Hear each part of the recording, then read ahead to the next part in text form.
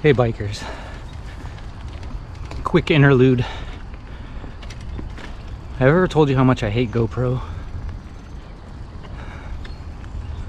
The freezing, the color lines, like I've done everything they say needs to be done to fix it.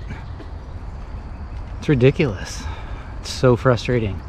The amount of work that goes into just doing these little films and then just to have it totally effed up. Hey bikers, thanks for tuning in to another Bikerman video. Today I am going to discuss my love-hate relationship with my GoPro Hero 9 camera. It's the camera that I've used for all of the footage on this channel, and in the near future I'll be in the market for a new action camera, and I'm going to need your guys' help, your feedback on whether or not I should go with an updated GoPro or if I should investigate some of the other options that are out there. So thanks again for tuning in. I'll see you out there.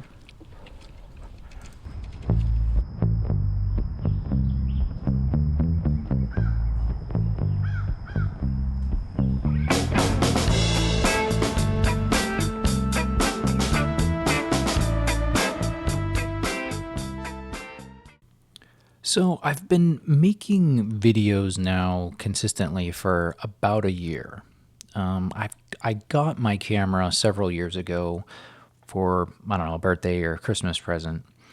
And during that time, I really hadn't used it much at all. It more or less kind of sat around the house. So I've really only been using it extensively for about a year.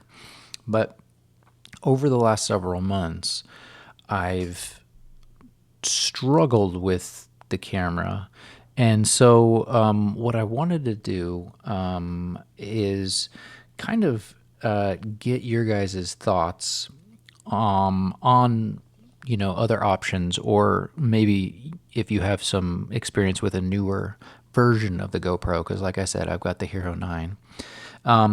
And help me basically, you know, shop for the new camera. And as much as I like using YouTube as a resource for these things, I do feel like that especially with electronics, it feels like that there's a component of salesmanship going on where it's like these folks really, they maybe used it for a week or two, but it's not something that they've used for an extended period of time. And for me to invest several $100s into something, I don't want to have to be shopping for a new one again in 12 months. So as far as I'm concerned, 12 months of heavy use on a camera isn't nearly enough. And so, so I think my frustration is kind of bubbling over at this point. So I'd love any thoughts and feedback that you guys have. I mean, first, what I wanted to talk about is the things that I actually like or that I'm wanting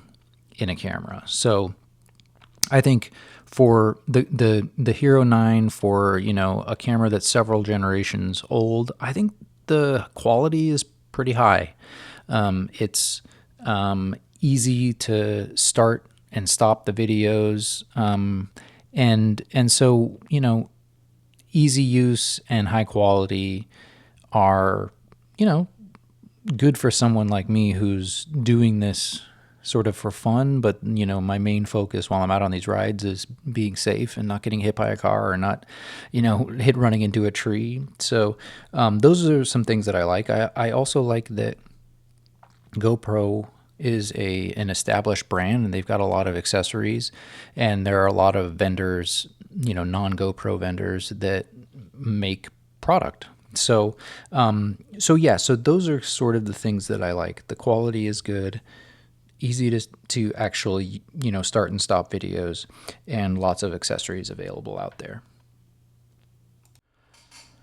Okay, now that I've talked about the things that I like about the GoPro, or things that I would, you know, kind of like to see in my next camera also, I want to talk about some of the things that have been a little bit of a struggle, or that I don't like about the camera. And the first, I think, are design complaints. Now, I could see some of these having been fixed in later editions. So please give me your guys' feedback if you know from, like the Hero 10, 11, whatever, if these issues have been fixed. But the first one I've noticed is the low light performance is not very strong with the Hero 9. And the place that I notice this the most is when I'm riding trails early in the morning, which is something that I've got to do frequently because where I live, it could be, 105 degrees by 11 a.m. So I try to ride early in the morning to, beat the heat, so to speak. So if you've got a recommendation for something that with better low light performance, I would love to hear that. Also, I feel like that the menu itself is overly complicated. It's not intuitive, like the user menu for ISO setting or shutter speed setting or any of the other, camera settings. I have some photography background, so I kind of understand what some of these things mean, but I would prefer to just have, when you select for it to film in 4K, for the settings to just be optimized and to keep it simple.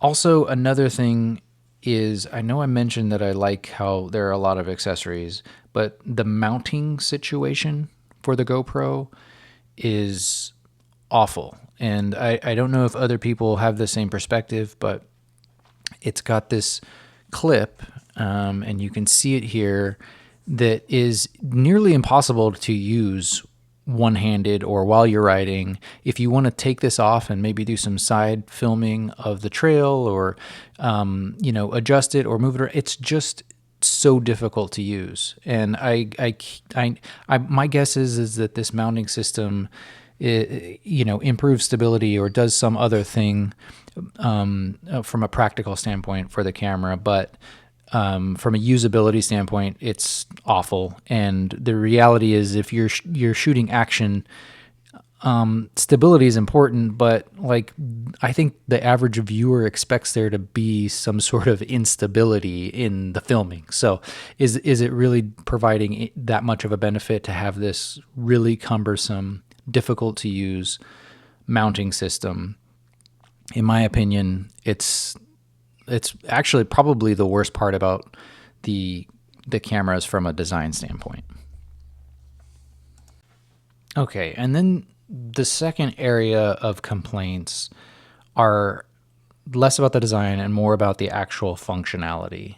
Like I mentioned before, I've been using this camera consistently now for about a year, and there are some things that just really, regarding the actual function of it, that are just obnoxious for it being basically 1 year of use. First thing is the battery usage. I'm not sure if this is related to the low light performance or what the exact root of it is, but the battery performance is all over the place. I've got the GoPro branded batteries, and I'll put a battery in with a 100% charge and do a couple minutes of filming, and suddenly it's at 60%. And then I'll put the next battery in and do essentially the same amount of recording, and it'll keep a 95%. So I'm sure there's a lot of variability with light and how hard the camera's working or temperature or whatever it might be. But for me, it's so inconsistent that it negatively impacts the filming and the writing, which is, what this channel is all about, is actually writing, not just filming.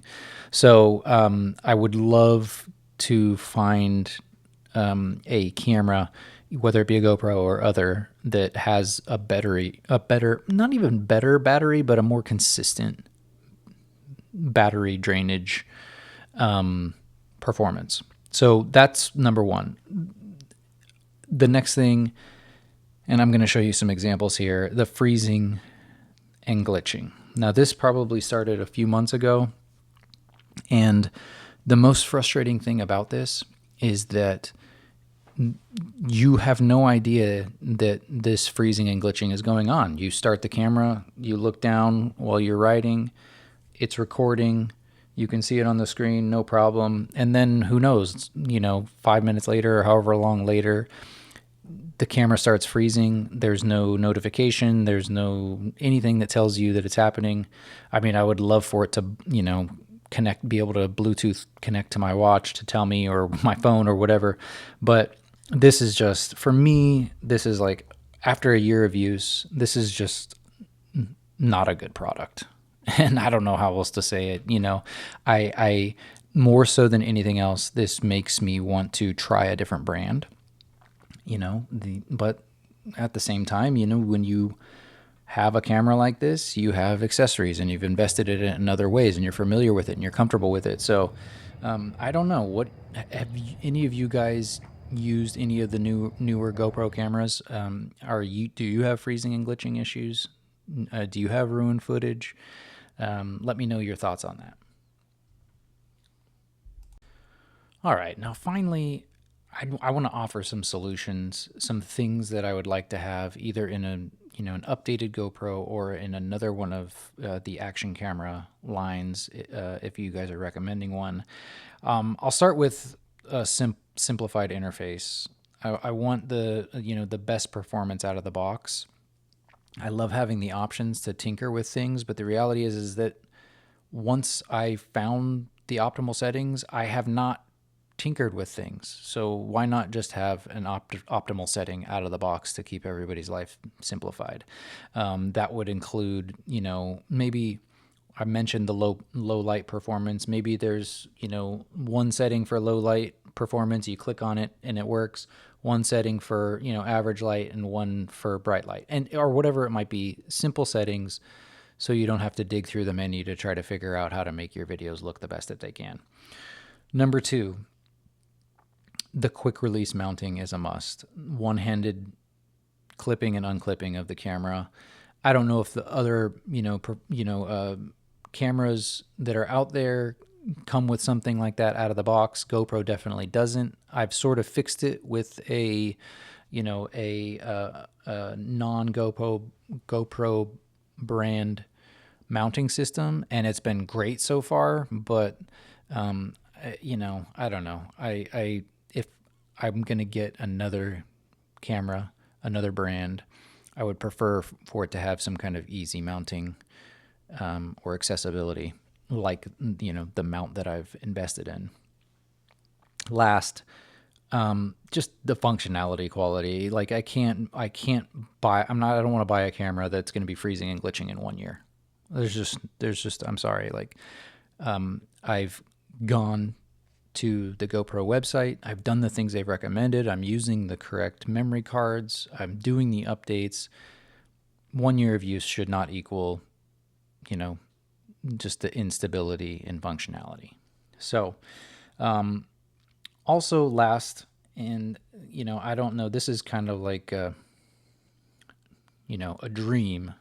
But I don't know if this is realistic or not. I would love some sort of Bluetooth connectivity. I would love to, if there's an issue with the battery getting low, I'd love to be able to have the GoPro or the camera connected to my watch and to get a notification that your battery is at 15%, rather than having to constantly look down at the camera. Or if there's some sort of glitching in the recording, I'd love a notification that says you're having issues or the temperature's too high, or whatever it might be.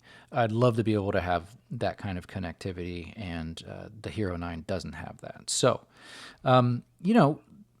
based on what I've said here, I would love to get your guys' recommendations, your thoughts. Am I being nitpicky here? Have you had similar experiences? Are you using a GoPro now? Are you using one of the other cameras that are out there? Whatever it is, whatever your thoughts, put those down below for me. I'd really appreciate it. And as always, I really appreciate you guys tuning into the channel.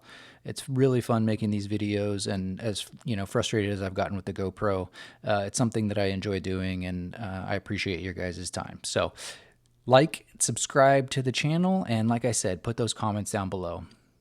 Thanks again, and I'll see you out there.